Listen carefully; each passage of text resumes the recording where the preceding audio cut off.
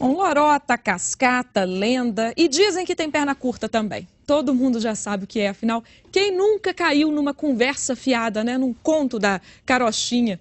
Olha, de sinônimos para mentira, o dicionário está assim. Agora nós vamos entender esse assunto, vamos saber por que as pessoas mentem, quando isso se torna uma doença e, principalmente, né, como identificar um mentiroso. Ao meu lado está o psicólogo e professor do Centro Universitário UNA, Rodrigo Costa Vidal. Bom dia. Bom dia, Elisângela. Por que nós mentimos, né? Qual é o conceito de mentira?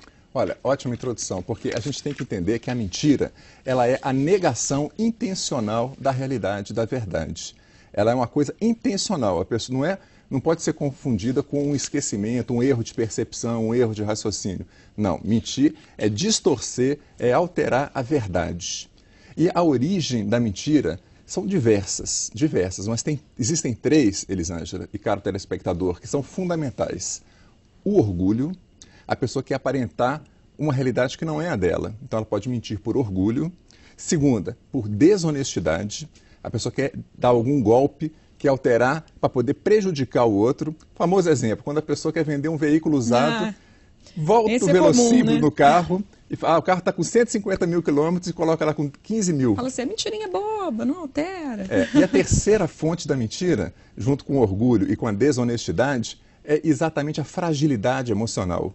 Quando a pessoa mente por medo da crítica, medo da rejeição, medo da consequência do que ela fez, por fragilidade emocional. Agora, existe aí aquela mentirinha boa, vamos dizer assim, mentir para não te fazer sofrer, para o seu bem. Existe isso, mentir para o bem? Existe. A gente poderia chamar assim como se fosse uma mentira branca.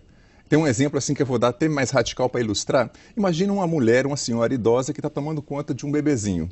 Aí bate na porta da casa dela um grupo de raptadores de crianças.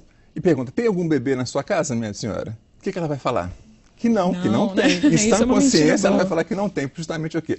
É uma mentira branca, para evitar um prejuízo maior. Então, existe esse tipo de caminho.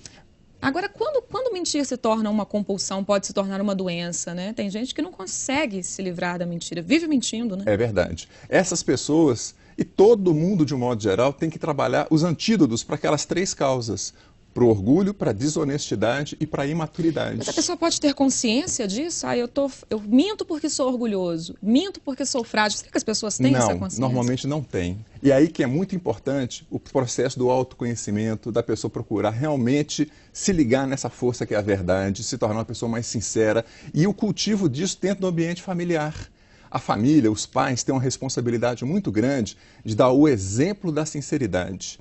O exemplo de falar a verdade, de serem comprometidos com a verdade, porque a pessoa por si só e a própria criança no seu desenvolvimento passa por uma fase de mentir inocentemente. Pois é, vamos falar um pouquinho mais das crianças, né? Como lidar com a mentira no caso delas? Porque em alguns momentos, como o senhor falou, isso se torna comum, recorrente, né? É verdade. Alguns pais perdem a paciência, como deve ser? Sempre chamando para o caminho da luz, para o caminho da realidade, para o caminho da verdade. É isso que mais vai fazer bem para o crescimento da criança. E dar o exemplo, os pais, os professores, as pessoas que são formadoras de opinião, têm um dever de ser sinceras.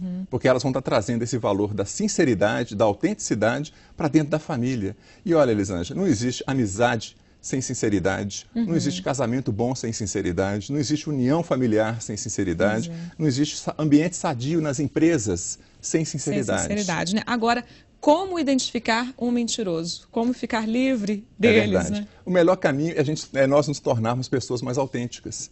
Quanto mais nós somos sinceros, mais nós percebemos quando o outro está vacilando na expressão da verdade. A pessoa verdadeiramente sincera, autêntica, que está comprometida com a sinceridade, ou seja, que vem superando o orgulho, praticando a humildade, que procura ser honesta em tudo, quem não deve, não teme.